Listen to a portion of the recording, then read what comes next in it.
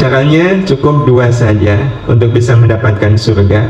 Yang pertama memang harus dengan iman, dan yang kedua dengan amal solih. Cukup dua. Berarti apapun amal solih kita harus lakukan semata-mata karena panggilan iman. Jadi dua-duanya.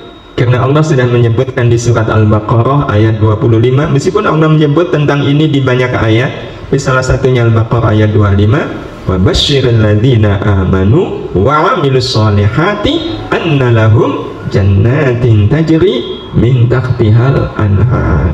Sampaikan berita gembira kepada orang-orang yang beriman dan beramal salih. Jadi caranya sederhana. Amal salih kita harus kita lakukan karena iman. Harus kita lakukan karena iman. Nah, kalau amal salih kita harus karena iman, kriterianya ada dua. Yang pertama, amal itu harus benar. Nah, kalau benar berarti sesuai dengan tuntunan Allah.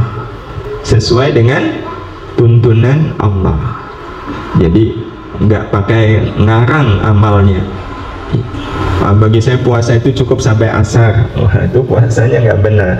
Jadi apapun amal kita harus benar. Nah, benar itu berarti sesuai dengan tuntunan agama. Nah, satunya lagi, amal itu akan disebut amal sholih, berarti dasarnya iman kalau ikhlas.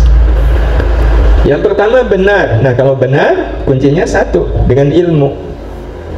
Maka menjadi penting kita ngaji begini, kita jadi tahu ilmu. Oh, yang ini benar, yang ini salah. Itu dengan ilmu. Jadi kalau kita puasa harus dengan ilmu, sholat harus dengan ilmu. Karena banyak orang yang puasa nggak pakai ilmu. Contoh orang puasa nggak pakai ilmu, lagi sahur, tengah-tengah sahur dengar adzan, kok masih dikunyah dan ditelan. Siamipun batal nopo mboten batal? Batal. Tapi ada yang mengatakan bahwa kalau makanannya sudah di mulut, dengar adzan, ditelan nggak apa-apa, ada hadisnya. Nah, ini pentingnya belajar ilmu itu sama ulama. Ada hadisnya, disebutkan hadisnya. Memang betul, hadisnya ada. Tetapi salah menafsirkan hadis. Yang dimaksudkan dengan masih boleh makan, itu kalau mendengar adzannya Bilal.